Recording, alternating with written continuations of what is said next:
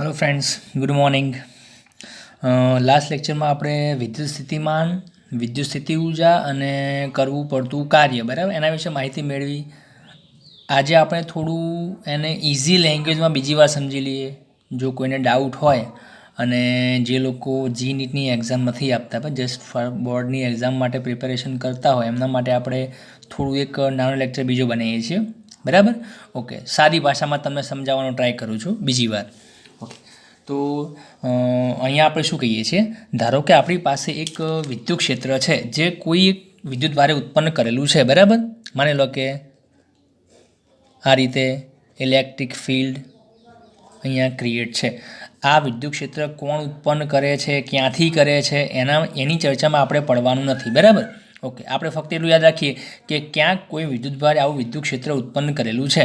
Okay, અને અહીંયા એક પોઈન્ટ લઈ લઉં, માની લો કે પોઈન્ટ છે એ, અને અહીંયા એક પોઈન્ટ લઈ લઉં બી બરાબર. ઓકે, હવે મારે એક વિદ્યુત ભાર જે છે એક નાનો સ્મોલ ચાર્જ લઈ લઉં બરાબર, અને જેને આપણે કહેતા ટેસ્ટ ચાર્જ એ હું લઈ લઉં. ધારો કે અહીંયા ક્યુ આ પ્લસ ચાર્જ છે બરાબર, જેની વેલ્યુ પણ આપણે લઈ લઈએ 1 કુલમ +1 કુલમ, એકમ ધન વીજભાર છે આપણી પાસે આ બરાબર. હવે આને મારે એથી બી તરફ લઈ જવો છે. હવે તમે જાણો છો કે વિદ્યુત ક્ષેત્રની ડાયરેક્શન કઈ હોય, +2 માઇનસ બરાબર. તો આ જે પ્લસ ક્યુ ચાર્જ છે એનું જો છોડી મૂકું મુક્ત રીતે તો આપોઆપ ક્યાં જવાનો, એ માઇનસ તરફ જવાનો, મતલબ દૂર જવાનો છે બરાબર. અને તમે જોઈ શકો કે અહીંયા આપણો ધન વીજભાર હશે, એના કારણે આ વિદ્યુત ક્ષેત્ર ઉત્પન્ન થયેલું છે ક્યાંક બરાબર. ઓકે, તો આ પ્લસ ચાર્જ છે અને અહીંયા પણ પ્લસ ચાર્જ છે, અને આપણે કેપિટલ ક્યુ કહી દઈએ બરાબર. તો જો આપણે આ પ્લસ ક્યુ ચાર્જને એટલે કે એકમ ધન વીજભારને આપણે જો બી તરફ મારે લઈ જવો છે, એથી બી તરફ, તો અપાકર્ષી બળનો સામનો કરવો પડશે. તો એ કરવા માટે આપણે શું કરવું પડશે, બહારથી એક વર્ક કરવું પડશે, આપણે પોતે બળ લગાવવું પડશે, બાહ્ય બળ, અને એને પકડીને આપણે આ બાદ લઈ જવાનો છે. ઓકે, અને જ્યારે આપણે એથી બી સુધી લાવીશું ત્યારે આપણે જે કાર્ય કરીશું ને એ વિદ્યુત ભારને સ્થિતિ ઉર્જાના સ્વરૂપમાં મળી જવાનું છે. હવે આપણને ખબર છે કે યાંત્રિક ઉર્જામાં તો બે પ્રકારની ઉર્જા હોય, ગતિ ઉર્જા અને સ્થિતિ ઉર્જા. તો અહીંયા આપણે જે કાર્ય કર્યું છે એ ફક્ત સ્થિતિ ઉર્જા સ્વરૂપે જ એને આપવાનું છે. એમાં ગતિ ઉર્જાનું ક્યાંય આવવું ના જોઈએ, એટલે કે વિદ્યુત ભારને ગતિ ઉર્જા ના મળવી જોઈએ. ગતિ ઉર્જા ક્યારે ના મળે, તો કે જેટલી પહેલાં ગતિ ઉર્જા હતી એટલી જ બી પાસે પહોંચ્યા પછી રહે તો એને આપણે ગતિ ઉર્જા આપી કહીશું નહીં. ક્લિયર? ઓકે, તો માની લો કે એ વિદ્યુત ભાર જો પહેલાં સ્થિર હતો તો એને આપણે સ્થિર સ્થિતિમાં બી પાસે પહોંચાડવાનો છે. હવે એ પણ મેં તમને કહ્યું હતું કે ખૂબ જ નાનું સૂક્ષ્મ સ્થાનાંતર કરાવશો એકદમ, તો આપણે શું માની શકીએ કે દરેક વખતે વિદ્યુતભાર જે છે એ પોતાની જાતને સ્થિર છે એવું માનશે. ઓકે, એ પણ કન્ડિશન છે. અને બીજું, જો એ પાસે એનો વેગ અચળ છે તો એને એટલા જ અચળ વેગથી આપણે બી પાસે લાવીએ તો એની ગતિ ઉર્જા અચળ રહેવાની છે બરાબર. ઓકે, તો આપણે શું કહીશું કે આપણું કરેલું કાર્ય વિદ્યુતભારને સ્થિતિ ઉર્જા સ્વરૂપે જ મળવું જોઈએ.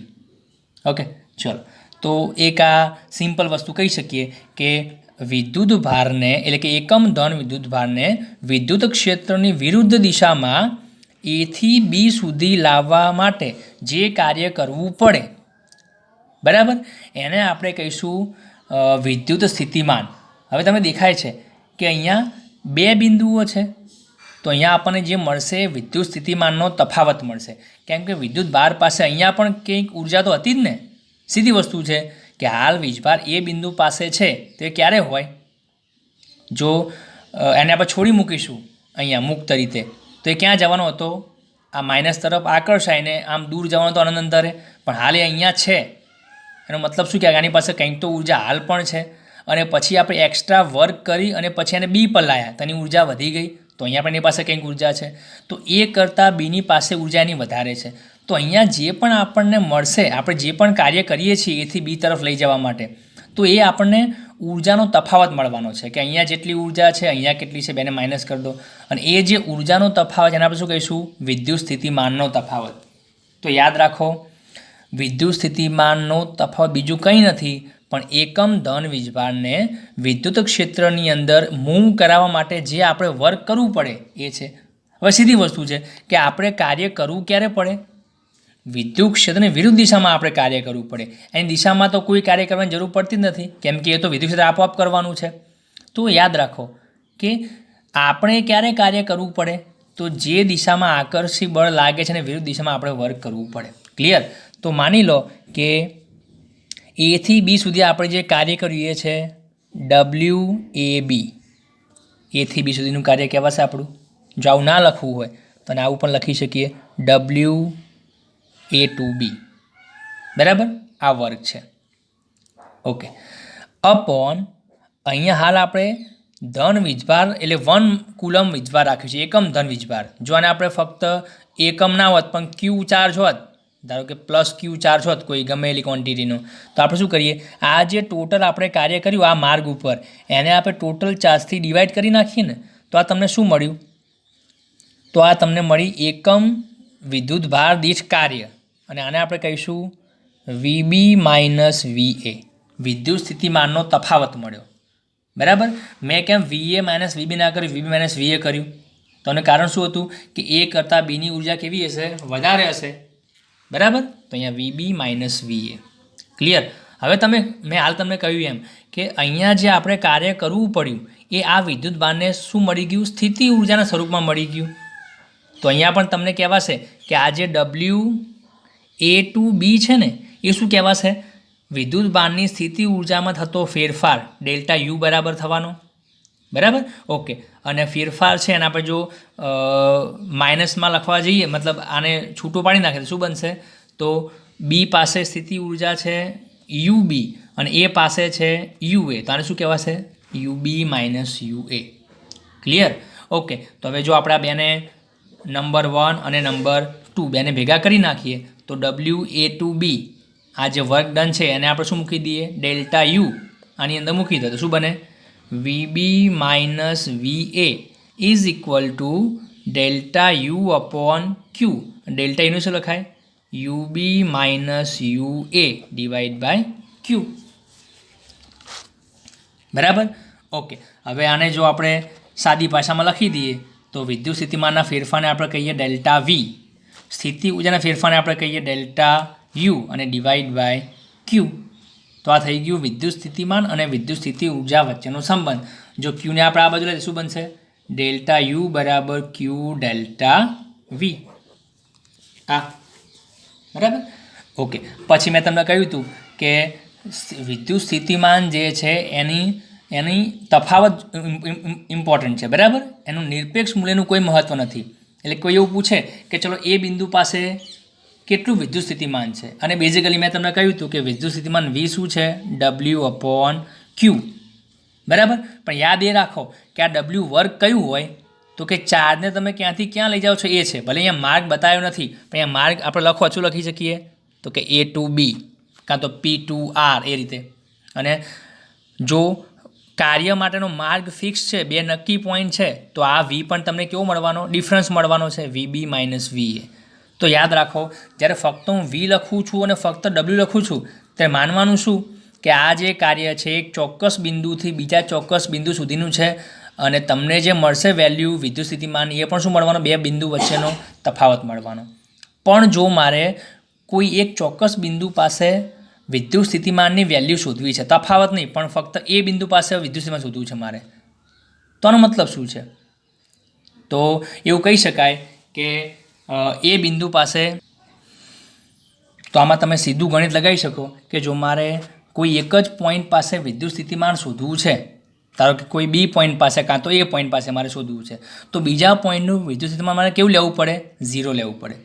જો ચેક કરો, જો વી એની વેલ્યુ 0 લઈ લઉં તો ફક્ત શું રહેવાનું, VB રહેશે. તો આનો મતલબ શું કે આ જે પોટેન્શિયલ મને મળ્યું વિદ્યુત સ્થિતિમાન એ ફક્ત કયા પોઈન્ટ પાસેનું છે, બી પાસેનું છે. પણ આ જે પોઈન્ટ છે એ બિંદુ એનું 0 સ્થિતિમાન આપણે વાત કરીએ છીએ, 0 સ્થિતિમાન ક્યાં હોય, તો વિદ્યુત ક્ષેત્રમાં તમે ગમે ત્યાં વિદ્યુતભારને મૂવ કરાવશો ને તો એની કંઈક ને કંઈક ઉર્જા તો છે જ, એટલે એનું કંઈક ને કંઈક વિદ્યુત સ્થિતિમાન છે, એનું કદી 0 નહીં થાય. તો 0 ક્યાં થાય, તો ચેક કરો કે જ્યાં તમારે વિદ્યુતભારને ગતિ કરાવવા માટે કોઈ જ કાર્ય ના કરવું પડે, એટલે કે વર્ક 0 થઈ જાય, તો ત્યાં V પણ આપણો કેવો હશે, 0. હવે તમે ચેક કરો કે એવો કોઈ જગ્યા છે સ્પેસની અંદર કે જ્યાં મારે એકમ ધન વીજભારને જો ગતિ કરાવી છે તો કોઈ કાર્ય નહીં કરવું પડે. હા, જ્યાં કોઈ ફોર્સ જ નહીં લાગતું હોય, માની લો કે ઇલેક્ટ્રિક ફિલ્ડ જે છે વિદ્યુત ક્ષેત્ર એ આ ચાર્જ પર જો બળ ના લગાડતું હોય તો પછી મારે કેવું વર્ક કરવાનું? ઝીરો. આનો મતલબ શું થયો કે એવું ક્યારે પોસિબલ છે? તો કે આ વીજભારને હું જો અનંત અંતરે લઈ જાઉં ઇન્ફિનિટી પર, તો સીધી વસ્તુ છે આ જે વિદ્યુત ક્ષેત્ર છે અનંત અંતરે આની સાથે કોઈ આંતરક્રિયા કરી શકશે નહીં. બરાબર? ઓકે. તો આનો મતલબ એ થયો કે ત્યાં આપણે વર્ગ 0 કરીશું તો વી પણ 0 હશે. તો આપણે શું કીધું કે કોઈ એક બિંદુ પાસે મારે વિદ્યુત સ્થિતિમાન શોધવું છે તો બીજા પોઈન્ટને મારે ક્યાં માની લેવો પડે? અનંત અંતરે. અને એ અનંત અંતરે આપણું જે વિદ્યુત સ્થિતિમાન છે કેવું લેવાનું થઈ જવાનું? 0. ક્લિયર? તો જુઓ હવે બી પોઈન્ટ પાસે વિદ્યુત સ્થિતિમાન કેવું થશે? તો કે વીબી ઇઝ ઇક્વલ ટુ, એનું તો 0 થઈ ગયું આપણું. ઓકે. ડબલ્યુ, હવે માર્ક ચેક કરો. હવે એ ટુ બી નથી, આપણો બી પોઈન્ટ તો છે પણ ક્યાંથી લાવ્યા હતા આપણે? અનંત અંતરેથી બી પાસે લાવ્યા. તો શું લખાય? W infinity to B divide by Q. આ રીતે. બરાબર? ઓકે. તો વીબી ઇઝ ઇક્વલ ટુ, હવે આ જે આપણે કાર્ય કર્યું એ કાર્યને શું મળી જવાનું? સ્થિતિ ઉર્જાના ફેરફાર જેટલું મળશે. તો અહીંયા પણ શું લખી શકીએ? Delta U divide by Q. હવે આ ડેલ્ટા યુ જે છે VB is equal to delta U શું લખાશે? તો યુબી માઇનસ યુ ઇન્ફિનિટી આવું લખાય. બી પોઈન્ટ પાસે સ્થિતિ ઉર્જા માઇનસ અનંત અંતરે સ્થિતિ ઉર્જા અપોન ક્યુ. હવે સ્થિતિ ઉર્જા શું હતું? એક પ્રકારનું કાર્ય હતું. હવે અનંત તો કોઈ કાર્ય કરવું પડતું નથી કારણ કે ડબલ્યુ તો 0 છે આપણો, તો વી એ 0 થાય અને યુ પણ 0 થાય. તો આ ફક્ત શું મળશે? UB upon Q is equal two VB. આ રીતે. તો યાદ રાખો, જો તમે સ્થિતિ ઉર્જાનો ફેરફાર લો છો તો તમને વિદ્યુત સ્થિતિમાનનો ફેરફાર મળશે ડેલ્ટાના ફોર્મમાં. અને જો એક બિંદુને આપણે અનંત અંતરે લઈએ છીએ તો જે વધ્યું બીજું બિંદુ એની પાસે તમને વિદ્યુત સ્થિતિમાન કેટલું મળશે? તો એ બિંદુ પાસે સ્થિતિ ઉર્જા. બરાબર? તો આ એક સૌથી સાદી ભાષામાં સિમ્પલ લેંગ્વેજમાં આ આપણું એક ગણિત હતું. બરાબર? ઓકે. આટલું યાદ રાખો. આપણો એક બીજો ક્વેશ્ચન, આપણે 2 ઇક્વેશન ભણ્યા વિદ્યુત સ્થિતિમાનના. V is equal W upon Q. આની અંદર આ વીજભાર કયો છે? તો આ વીજભાર આપણે જે ગતિ કરાવી છે વિદ્યુત ક્ષેત્રમાં એ વિદ્યુતભાર છે. બરાબર? એની ઉપર જે આપણે કાર્ય કરીએ છીએ એ છે. અને વી ઇઝ ઇક્વલ ટુ કે ક્યુ અપોન આર. આની અંદર આ કેપિટલ ક્યુ કયો છે? તો જેના કારણે વિદ્યુત ક્ષેત્ર ઉત્પન્ન થયું છે સોર્સ ચાર્જ, એટલે કે વિદ્યુત ક્ષેત્રનું ઉદ્ગમ જ્યાં છે એનો ઉપયોગ કરીને આ સૂત્ર છે. તો બંનેના આધારે આપણે વી મેળવી શકીએ. ઓકે. હવે એક ત્રીજું ઇક્વેશન જે આપણા સિલેબસમાં નથી, બરાબર, પણ જૂની બુકમાં આપેલું છે અને થોડું ઇમ્પોર્ટન્ટ છે, તો એ જોઈએ આપણે. તો આ આપણો નેક્સ્ટ ક્વેશ્ચન છે કે વિદ્યુત ક્ષેત્રના ઉપયોગથી વિદ્યુત સ્થિતિમાનની ગણતરી કરો. આ જે વીના સૂત્રો છે એમાં ક્યાંય ઇલેક્ટ્રિક ફિલ્ડ ઈ નથી છે? ના. તો હવે ઈ જો તમને રકમમાં ક્યાંક દાખલામાં આપેલો હોય તો ઈનો ઉપયોગ કરીને તમે વી કઈ રીતે શોધી શકો છો એ જોવાનું છે. બરાબર? ઓકે. ચલો હવે જુઓ, મેં અહીંયા ફિગર ડ્રો કરી છે. બરાબર? તો તમે હાલ આને ભૂલી જાઓ. માની લો કે આપણી પાસે એક ધન વીજભાર છે કેપિટલ ક્યુ, જેણે પોતાની આસપાસ આ રીતે ત્રિજ્યાવર્તી દિશામાં વિદ્યુત ક્ષેત્ર ઈ ઉત્પન્ન કરેલું છે. અને આ વિદ્યુત ક્ષેત્રમાં એક પોઈન્ટ છે એ અને બીજો પોઈન્ટ છે બી, જેમ હમણાં કહ્યું એમ કે વિદ્યુત ક્ષેત્રમાં કોઈ પણ 2 પોઈન્ટ આપણે લઈ જઈએ અલગ અલગ. બરાબર? ઓકે. અને આ એ બિંદુ પાસે ધારો કે 1 કુલમ વીજભાર પડ્યો છે, એકમ ધન વીજભાર. જુઓ, જે પણ થિયરી આપણે ભણીશું નેક્સ્ટ ગમે એટલી, એ દરેકમાં આપણે ધન વિદ્યુતભારની લઈને એની ચર્ચા કરીશું. અને તમને એટલો આઈડિયા તો આવી જાય કે જો અહીંયા હું ધન નહીં પણ ઋણ વીજભાર રાખું, -1 કુલમ ચાર્જ લઈ લઉં તો આને શું કહેવાય? એકમ ઋણ વીજભાર. અને આને શું કહેવાય? એકમ ધન વીજભાર. તો એકમ ધન વીજભાર ઉપર જે ઇફેક્ટ આવશે એની ઉલટી ઇફેક્ટ આની ઉપર આવવાની છે ઋણમાં. તો એટલા માટે આપણે ફક્ત એકને સ્ટડી કરીશું અને બીજું તમે એની જાતે ઊંધું બનાવી શકો છો, એટલે કે બાય 1 ગેટ 1 ફ્રી જેવું છે. બરાબર? ઓકે. ચલો હવે જુઓ, આ એ બિંદુ પાસે જે એકમ ધન વીજભાર છે એની ઉપર ફોર્સ લાગવાનો છે કેટલો? આલું જુઓ, FE. અને કેટલો થાય? Q ઇન્ટુ E જેટલો થાય. આ તમે ભણ્યા છો કે વિદ્યુત ક્ષેત્રમાં વિદ્યુત ભાર પર જે બળ લાગે કેટલું હોય? Q ઇન્ટુ E, જે કઈ દિશામાં છે? બી થી એ તરફ છે. અપાકર્ષી બળ લાગશે બંને વચ્ચે. તો આ જે આપણો વીજભાર છે એ આમ દૂર જવાનો છે. Okay, clear. હવે જુઓ, આપણે એક કામ કરીએ કે જો આપણે આ વીજભારને એથી બી તરફ લાવવો છે, એટલે કે આપણે કયું બળ લગાવવું પડે? એફ એક્સટર્નલ, બાહ્ય બળ. અને મેં આ પણ કહ્યું હતું કે F external is equal to minus F ઈ, બરાબર? બંને પરસ્પર વિરુદ્ધ દિશામાં છે. ઓકે, એટલે કે બાહ્ય બળ ધન છે, તને ઊંધું લઈ લો તો આ જે છે એ ઋણ આવશે, એને ઉલટામાં, બરાબર? ચલો હવે કામ કરીએ. એથી બી તરફ જવું છે તો ક્વેશ્ચન એનો એ છે આપણો કે સૂક્ષ્મ સ્થાનાંતર કરાવવું પડશે, કેમ કે ચલ બળ છે. જેમ જેમ આપણે એથી શરૂ કરીને બી તરફ જતા જઈએ છીએ એમ આ જે અપાકર્ષી બળનું મૂલ્ય વધતું જાય છે, કેમ કે આપણો ધન વીજભાર આ ધનની નજીક આવે છે. અને જેટલો વધુ નજીક આવશે એટલું અપાકર્ષી બળ વધશે, તો એટલું સામે આપણે પણ બળ વધુ લગાડવું પડશે, બરાબર? તો આ રીતે ચલ બળનું કાર્ય કેટલું હોય તો સૂક્ષ્મ કાર્ય કેટલું થાય? DW is equal two force આપણો કેટલો હતો?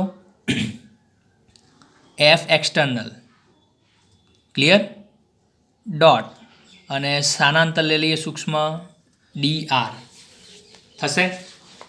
ઓકે, ચલો હવે આપણે ટોટલ કાર્ય શોધવું છે તો શું કરવું પડે? ઇન્ટિગ્રેશન કરવું પડે. તો W બરાબર integration DW is equal two integration F external dot DR, અને આપણું જે વેલ્યુ છે લિમિટ એ ક્યાંથી ક્યાં છે? તો એથી શરૂ કરીને બી સુધી છે, તો A to B, clear. Okay, હવે એફ એક્સટર્નલ ડોટ DR, આનો જેમ ડોટ ગુણાકાર કરો તો કોસ થીટા મૂકવો પડે, અને બે વચ્ચે એંગલ કેટલો? તો ચેક કરો, એફ બાહ્ય બળ જે દિશામાં છે એક્સટર્નલ, એ દિશામાં જ આપણે વિદ્યુતભારને મૂવ કરાવવાનો છે, તો DR પણ સેમ ડાયરેક્શનમાં થવાનો છે, આ દિશામાં જ. તો બે વચ્ચે એંગલ 0 છે, તો શું બાકી રહેવાનું?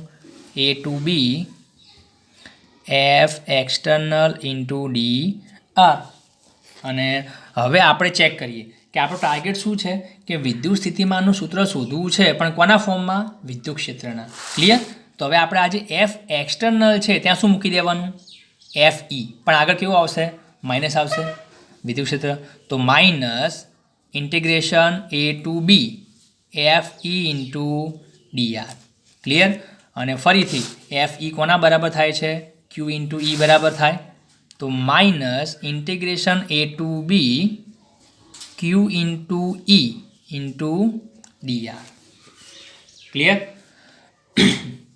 ઓકે, તો જો આપણે અહીંયા એક કામ કરીએ, જો આ ડોટ ગુણાકારને સોલ્વ નથી કરવો તો આને આમને જ રહેવા દઈએ, બરાબર? એફ એક્શન ડોટ DR અહીંયા છે, અને આને પણ આપણે ડોટ ગુણાકારના ફોર્મમાં રહેવા દઈએ. આપણે જસ્ટ શું કર્યું? બાહ્ય બળ જે હતું એફ એક્સટર્નલ એને ચેન્જ કરીને શું મૂકી દીધું? માઇનસ FE કરી નાખ્યું. હજુ ડોટ ગુણાકાર એમને એમ જ છે, બરાબર? કેમ કે એંગલ કેટલો છે એ આપણે અહીંયા હજુ ડિસાઇડ નથી કરતા.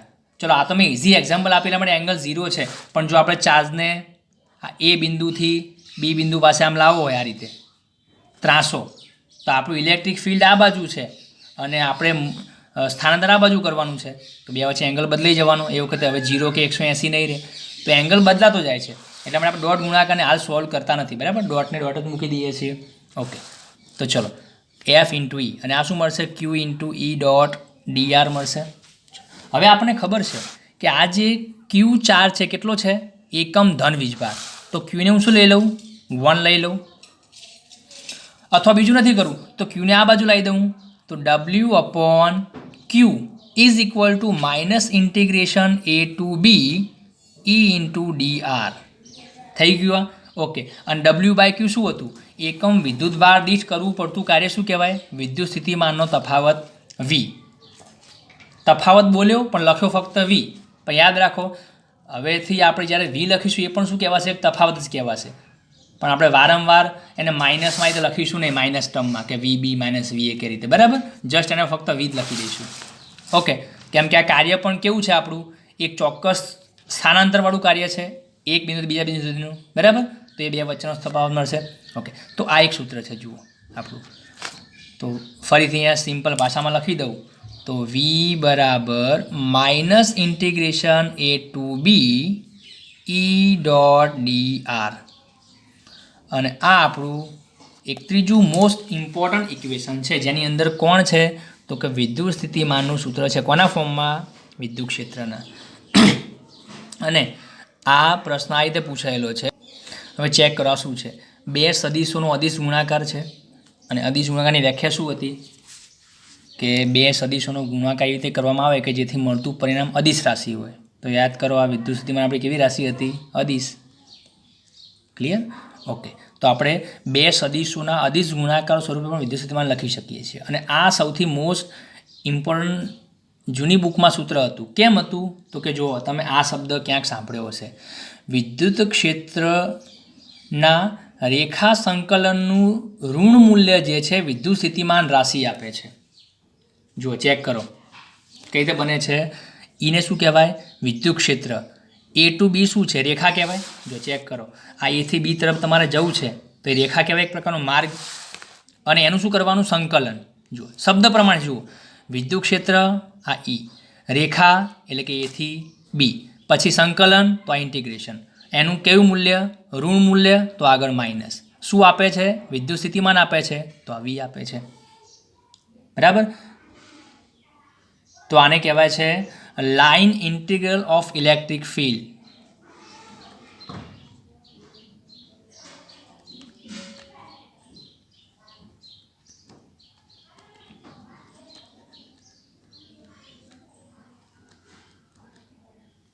જુઓ line integral of electric field gives electric potential.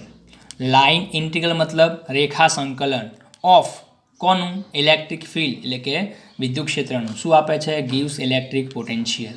Clear? Okay. હવે તમને નવાઈ લાગશે કે આગળ માઇનસ કેમ આવ્યું. તો યાદ રાખો આપણે કહ્યું હતું કે ધન વિદ્યુત સ્થિતિમાન ક્યારે મળે? જ્યારે કાર્ય પણ કેવું થાય? આપણું ધન થાય. હવે અહીં તો નેગેટિવ છે. આપણે હાલ ચેક કર્યું કે આપણે તો એથી બી તરફ લઈ જવું છે. તો વિદ્યુત સ્થિતિમાનનું મૂલ્ય કેવું થવું જોઈએ? વધવું જોઈએ ને. કેમ કે આપણે અહીંયા પણ પ્લસ છે અને આ પણ પ્લસ છે. તો ધન વીજભાને નજીક લાવો છે આની તરફ, તો આપણે વર્ક કરવું પડશે. તો એથી બી તરફ જાઓ છો તો આપણું કાર્ય કેવું મળે? પોઝિટિવ મળે. ડબલ્યુ પોઝિટિવ મળે, વર્ક પોઝિટિવ મળે. અને એના કારણે વી પણ કેવો હોય? આપણો પોઝિટિવ હોય.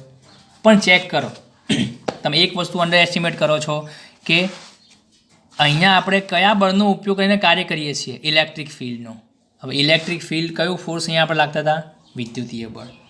મેં હમણાં જ તમે કહ્યું કે બાહ્ય બળથી કાર્ય થાય તો ધન થાય, પણ એની જગ્યાએ આપણે જુઓ એફ એક્સટર્નલ કાઢી નાખીને શું મૂકી દીધું ત્યાં? વિદ્યુત ક્ષેત્ર દ્વારા કાર્ય. તો એ કેવું આવવાનું? આપણું ઋણ આવવાનું ઓબ્વિયસલી. કેમ કે જુઓ ચેક કરો કે એફઈ કઈ તરફ લાગે છે? આ તરફ. અને આપણું સ્થાનાંતર કઈ બાજુ છે? આ તરફ છે. તો બે પરસ્પર કેવા છે? વિરુદ્ધ છે. તો યાદ રાખો જો તમે એથી બી તરફ જાઓ છો પણ બાહ્ય બળના કાર્યનો ઉપયોગ કરીને જાઓ તો તમને ધન મળવાનું છે વિદ્યુત સ્થિતિમાન. અને જો વિદ્યુત ક્ષેત્રના બળનો ઉપયોગ કરીને જાઓ છો તો તમને કાર્ય ઋણ મળશે. તો સામે વિદ્યુત સ્થિતિમાન પણ ઋણ મળશે. ક્લિયર? ઓકે. હવે તમે જ્યારે આની અંદર વેલ્યુ મૂકશો ને ત્યારે આપોઆપ તમને વેલ્યુ વીની ધન મળી જ જવાની છે. ભલે આગળ માઇનસ છે પણ એ ખાલી 100 પીસ કહેવાય છે, દેખાવ પૂરતું માઇનસ છે. તમને પ્લસ મળી જ જવાનું છે. કેમ પ્લસ મળશે? તો ચેક કરો કે ઈ અને ડીઆર, ડીઆર આ તરફ છે અને ઈ આપણો જુઓ ઈ જે છે આપણો એ આ તરફ છે. જુઓ એરો મારું છું એ, અને ડીઆર આપણો આ તરફ છે. તો જ્યારે પણ આપણે અંદર વેલ્યુ મૂકશું અને ડોટ ગુણાકાર હટાવીશું ત્યારે થીટાની વેલ્યુ કેટલી આવશે? 180 મળશે. અને આ કોસ 180 કેવો આવશે? -1. અને એ માઇનસ માઇનસ પ્લસ. તો યાદ રાખો એથી બી તરફ જવું છે. જો તમે બાહ્ય બળનો ઉપયોગ કરીને ગયા હોત તો તમને વીની વેલ્યુ ધન મળી હોત, સૂત્રમાં ધન આવે. અને જો ઇલેક્ટ્રિક ફિલ્ડનો ઉપયોગ કરીને જાઓ છો તો આગળ ઋણ આવશે. બરાબર. પણ જ્યારે વેલ્યુ મૂકશો આનો જવાબ તમને પ્લસ જ મળવાનો છે. કેમ કે ઓલવેઝ નિયમ તો નહીં બદલાય ને કે એથી બી તરફ જવું છે વિદ્યુત ક્ષેત્રની વિરુદ્ધ દિશામાં, તો તમારે કાર્ય તો કરવું જ પડશે. અને એ કાર્ય જે છે એની સ્થિતિ ઉર્જાના ફોર્મમાં મળશે અને વધારો કરશે સ્થિતિ ઉર્જાનો. બરાબર. તો આ થઈ ગયું વિદ્યુત ક્ષેત્રનો ઉપયોગ કરીને એનું સૂત્ર. તો આ શબ્દ વારંવાર તમે જોશો. બરાબર. રેખા સંકલન, તો એનો મતલબ આ થાય છે. ક્લિયર? હવે સૌથી મોસ્ટ ઇમ્પોર્ટન્ટ જે હું તમને 11th સ્ટાન્ડર્ડમાં પણ કહું છું અને અહીંયા પણ એ જ કહીશ. બરાબર. કે સ્થિતિ ઉર્જા એની વધઘટ વધારો ઘટાડો મેં જે ચેક પોઈન્ટમાં તમને કહ્યું હતું કે વધશે ઘટશે કાર્ય ધન છે કે ઋણ હશે, તો આ બધું એકબીજા સાથે કઈ રીતે કનેક્ટેડ છે. તો જો મેં લખ્યું છે અહીંયા, તો આ મેં અહીંયા 3 વાક્યો લખ્યા છે, અહીંયા બીજા 3-4 વાક્યો લખ્યા છે. આ જે આપણા છે ને આપણા કી પોઈન્ટ કહેવાય, બરાબર, કી પોઈન્ટ. આનો મતલબ એ થાય કે આખી થિયરીનો સાર જે છે આની અંદર છે. એક્ઝામ્પલ સોલ્વ કરતી વખતે તમારે આટલું યાદ રાખવું પડશે, બરાબર. ઓકે, તો યાદ રાખો, હું તમને ફક્ત એક જ સાઈડ સમજાવું છું, ધન વીજભારની સાઈડ, કાં તો વધારો કાં તો ઘટાડો.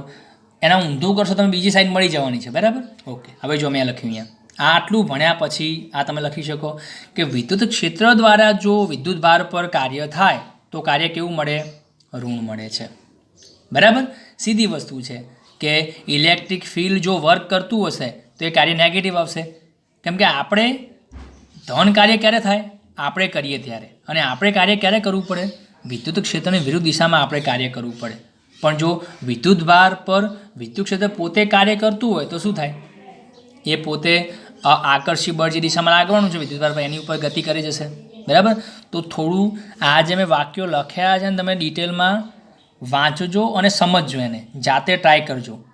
આટલું વાંચ્યા પછી 15-20 મિનિટ એની ચર્ચા કરજો, બરાબર, જાતે જ અલગ અલગ એક્ઝામ્પલ એનું તમે સમજાવું છું કઈ રીતે કરવાનું છે. ઓકે, પછી હાલ કહ્યું એમ કે જો બાહ્ય બળ દ્વારા વિદ્યુતભાર પર કાર્ય થાય તો કાર્ય કેવું મળે? ધન મળે, બરાબર. તો હાલ જ મેં લખ્યું, જુઓ કે આ કાર્ય તમે ઋણ કેમ મળ્યું? તો ક્યાં તમે કયા બળનો ઉપયોગ કર્યો? વિદ્યુત ક્ષેત્રના બળનો ઉપયોગ કર્યો. જુઓ ઇલેક્ટ્રિક ફિલ્ડ છે અહીંયા આ રીતે. અને આ જ વસ્તુ જો બાહ્ય બળ દ્વારા કાર્ય થતું હોત તો એ તો આપણું કેવું આવવાનું હતું? ધન આવવાનું હતું. તો વસ્તુ એક જ છે, બરાબર. વિદ્યુત સ્થિતિમાનમાં જો તમે A થી B તરફ જાઓ તો વધારો જ થવાનો છે, પણ બે રીતે જઈ શકાય. કઈ રીતે? તો એક આપણે લઈ જઈ શકીએ અને બીજું કોણ લાવી શકે? વિદ્યુત ક્ષેત્ર દ્વારા પણ લાવી શકે, બરાબર. પણ જો વિદ્યુત ક્ષેત્ર લાવે તો માઇનસ વર્ક આવે, આપણે લઈ જઈએ તો પ્લસ વર્ક આવે, બરાબર. ઓકે, પછી અહીંયા લખી જોઉં મેં, F એક્સટર્નલ બાહ્ય બળ is equal two -FE. Clear. અને જો નેગેટિવ વર્ક ડન હોય તો વિદ્યુત સ્થિતિમાનમાં શું થાય? ઘટાડો થાય, મતલબ નેગેટિવ આવે. અને યુ પણ નેગેટિવ આવશે, કેમ કે જુઓ આ 3 સમપ્રમાણમાં જ છે. આવું લખ્યું હતું હમણાં આપણે, V is equal two W/Q બરાબર U/Q, આવું હતું. તો જુઓ V અને W સમપ્રમાણમાં, U અને W સમપ્રમાણમાં છે. તો મતલબ જો એક નેગેટિવ આવે તો બાકીના બધા નેગેટિવ આવશે, આ પોઝિટિવ આવે તો બાકીના બધા પોઝિટિવ આવે. તો વર્ક પોઝિટિવ તો વિદ્યુત સ્થિતિમાનનો વધારો થાય, બરાબર, સ્થિતિ ઊર્જાનો વધારો થવાનો આ રીતે. ઓકે, તો એક આ વસ્તુ છે. હવે જઈએ આપણે ચેક પોઈન્ટ તરફ, જે તમને લાસ્ટ લેક્ચરમાં આપ્યા હતા એ તો છે જ, અને આજે પણ હું બીજા તમને ચેક પોઈન્ટ આપીશ, બરાબર. ઓકે, જુઓ આ મેં તમને 11th સ્ટાન્ડર્ડમાં સમજાવ્યું હતું. સજાતીય વીજભારો વચ્ચે અંતર ઘટે તેમ સ્થિતિ ઊર્જા વધે. જો હું તમને ફક્ત સ્થિતિ ઊર્જાનો વધારો જ સમજાવું છું, એટલે ઘટાડો તમારે ઊંધું માની લેવાનું. સજાતીય વીજભાર મતલબ શું? 2 ધન વીજભાર 2 ઋણ વીજભાર સજાતીય કેવા છે? હવે ચેક કરો, અહીંયા 2 પ્લસ ચાર્જ છે. આ 2 પ્લસ ચાર્જ હું છોડી મૂકું મુક્ત રીતે તો ક્યાં જવાના? દૂર ભાગવાના છે એકબીજાથી, બરાબર. ઓકે, પણ આપણે કાર્ય ક્યારે કરવું પડે? બેને નજીક લાવવા માટે, કેમ કે બંને વીજભારો અપાકર્ષી બળ લાગશે તો આપણે એ અપાકર્ષી બળની વિરુદ્ધ દિશામાં જઈને બંનેના નજીક લાવવા પડે પકડીને, ત્યારે આપણે કાર્ય કરવું પડે, બરાબર. ઓકે, તો શું કહીશું કે 2 સજાતીય વીજભારો જો હોય એ બેને આપણે જો નજીક લાવવા છે તો આપણે પોતે કાર્ય કરવું પડે, અને જો આપણે કાર્ય કરીશું તો એની સ્થિતિ ઊર્જામાં શું થાય? વધારો થાય. ચેક કરો, જો યુ આપણો ઇન્ક્રીઝ થશે અહીંયા અને પોઝિટિવ મળવાનો છે. ક્લિયર? ઓકે, તો આના કરતાં ઉલટું, જો આ બેને આપણે છોડી મૂકીએ, એમને મન ફાવે એમ કરવા દઈએ તો આ બંને ક્યાં જવાના? દૂર જવાના. તો સીધી વસ્તુ છે કે જો આ બંને એકબીજાથી દૂર જાય છે ગતિ કરીને, આમ સ્પીડથી, તો એ ગતિ ઊર્જા ક્યાંથી આવી? વિચારો થોડું. બસ આ સમજાવવાનું છે મારે તમને કે 2 વીજભારો જે સજાતીય વીજભારો છે એ બેને હું એમને જેમ કરવું છે એમ કરવા દઉં તો અપાકર્ષી બળના કારણે બંને દૂર ભાગવાના છે, એટલે બંને ગતિ કરશે. ગતિ ઉર્જાને ક્યાંથી મળી? મફત આવી? ના. તો કે સ્થિતિ ઉર્જા વપરાય છે ત્યારે ગતિ ઉર્જા મળે છે, મતલબ potential energy converted to kinetic energy. હવે સીધી વસ્તુ છે, જો ગતિ ઉર્જા એમને મળતી હોય સ્થિતિ ઉર્જામાંથી, તો સ્થિતિ ઉર્જા શું થવાનું? તો એ જે ગતિ ઉર્જા છે એમને મળે છે સ્થિતિ ઉર્જામાંથી, તો ઓબ્વિયસલી સ્થિતિ ઉર્જામાં શું થવાનો? ઘટાડો થવાનો. બરાબર? ઓકે. પછી બીજું, વિજાતીય વિદ્યુતભારો વચ્ચે અંતર વધે તેમ સ્થિતિ ઉર્જા વધે. વિજાતીય મતલબ એક ધન અને બીજો ઋણ છે. હવે આમને જો હું છોડી મૂકું, ભાઈ તમે જેમ કરો એમ કરો, તમારી મરજી, તો આ બંને ક્યાં આવવાના? આપોઆપ નજીક આવવાના છે. બરાબર? નજીક આવે છે મતલબ એને ગતિ ઉર્જા મળી ગઈ, તો કઈ ઉર્જા ઘટી? તો કે સ્થિતિ ઉર્જા છે એ કન્વર્ટ થઈ ગતિ ઉર્જામાં, તો આપોઆપ સ્થિતિ ઉર્જા કેવી થઈ ગઈ? આપણી ઘટી ગઈ. બરાબર? ઓકે. તો સ્થિતિ ઉર્જા વધે ક્યારે આમની? તો આ જે વિરુદ્ધ વીજભારો છે આપણે ક્યારે કાર્ય કરવું પડે બંનેને આમ દૂર લઈ જવા માટે? બરાબર? કેમ કે બે વચ્ચે આકર્ષી બળ છે, તો આપણે એમને પકડીશું ને આમ દૂર લઈ જઈશું, તો આપણે વર્ક કરવું પડે. તો બે વચ્ચે જેટલું અંતર વધે એટલું આપણે વધુ કાર્ય કરવું પડે, એટલી એની સ્થિતિ ઉર્જા કેવી થવાની? વધવાની. ક્લિયર? તો વિજાતીય વિદ્યુતભારો વચ્ચે અંતર વધે તેમ સ્થિતિ ઉર્જા વધે છે. ક્લિયર? ઓકે. હવે પછી નેક્સ્ટ પોઈન્ટ ઉપર આવીએ. આ બધા જ પોઈન્ટ તમારે યાદ રાખવાના છે. બરાબર? તો તમે દાખલા એકદમ ઇઝીલી સોલ્વ કરી શકશો, તમને કોઈ ડાઉટ નહીં રહે દાખલામાં. બરાબર? ઓકે. પછી બીજું, માની લો કે આપણી પાસે આ વિદ્યુત ક્ષેત્ર છે, આ એરો જે બતાવી દિશામાં +2 - દિશામાં વિદ્યુત ક્ષેત્ર હોય. ઓકે. એની અંદર એક પ્લસ વીજભાર મૂક્યો છે મેં, +Q ચાર્જ.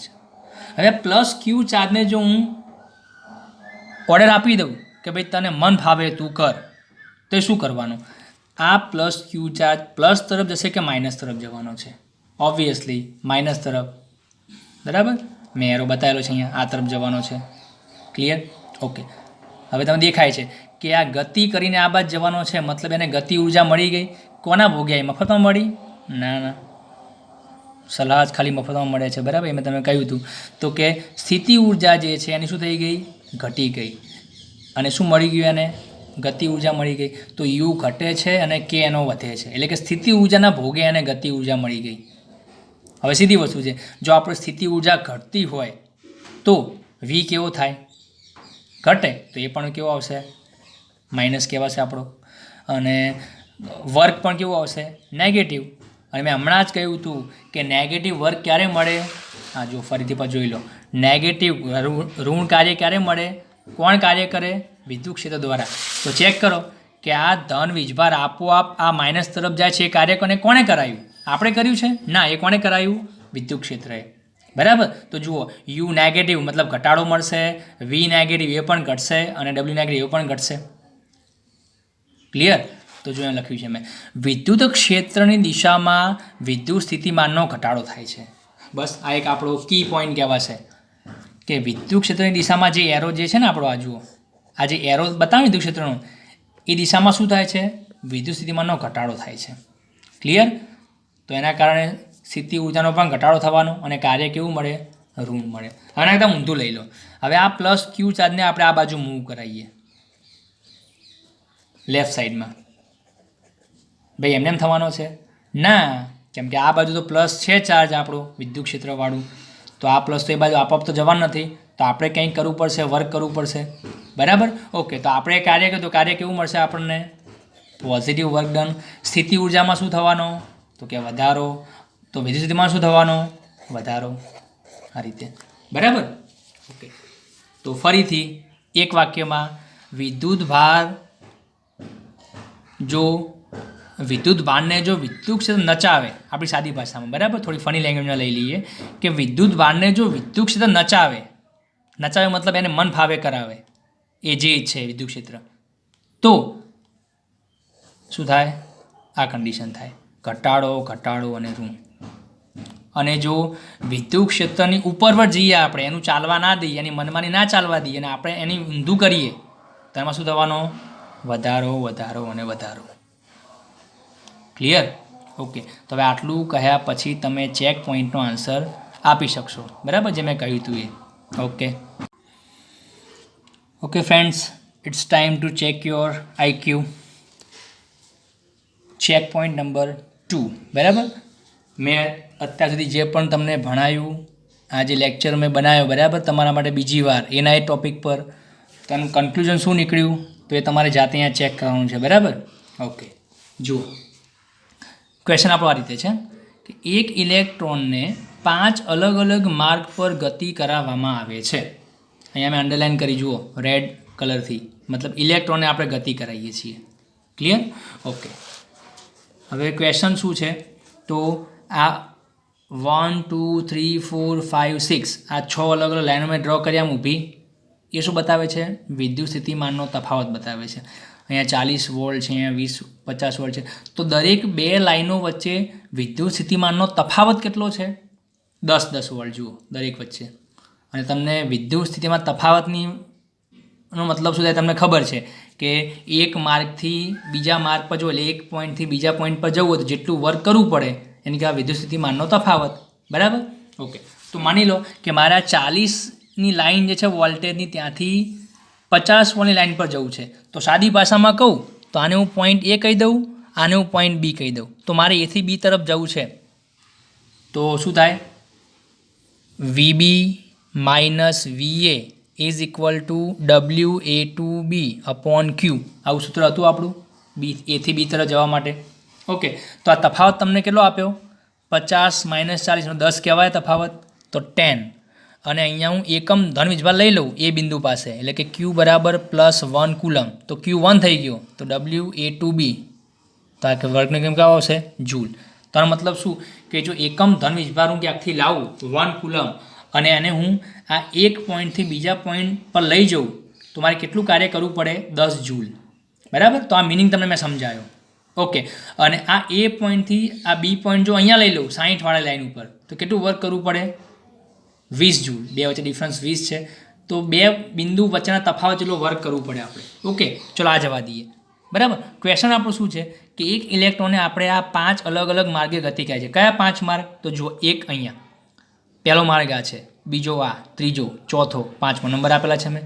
મતલબ શું છે કે ઇલેક્ટ્રોનને મેં એક બિંદુથી સ્ટાર્ટ કર્યું ગતિ કરાવવાનું અને અહીંથી આમ લઈ ગયો જો એરો બતાવે છે પ્રમાણે અને ફરી પાછો એ અહીંયા સુધી લાવ્યો બરાબર. આટલી એને ગતિ કરે આટલા માર્ગ ઉપર. ઓકે, બીજું બે બિંદુમાં શું હતું કે અહીંથી સ્ટાર્ટ કર્યું અને અહીંયા સુધી લઈ દીધું મેં. ઓકે, ત્રીજામાં અહીંથી સ્ટાર્ટ કર્યું ઇલેક્ટ્રોનને ગતિ કરાવવાનું, આમ પહેલાં ગયો પાછો રિટર્નમાં આવ્યો ફરી પાછો આમ ગયો પછી અહીંયા અટકાઈ દીધો. ચોથો માર્ગ અહીંથી સ્ટાર્ટ થાય છે ઇલેક્ટ્રોનનો અને અહીંથી આમ જાય છે આ બાજુ લેફ્ટમાં. ઓકે, પાંચમો અહીંથી આમ ગયો આ બાજુ ગયો. તો આ 5 અલગ અલગ માર્ગે મેં ઇલેક્ટ્રોનને ગતિ કરાવી છે બરાબર. તમારે ફાઇન્ડ શું કરવાનું છે?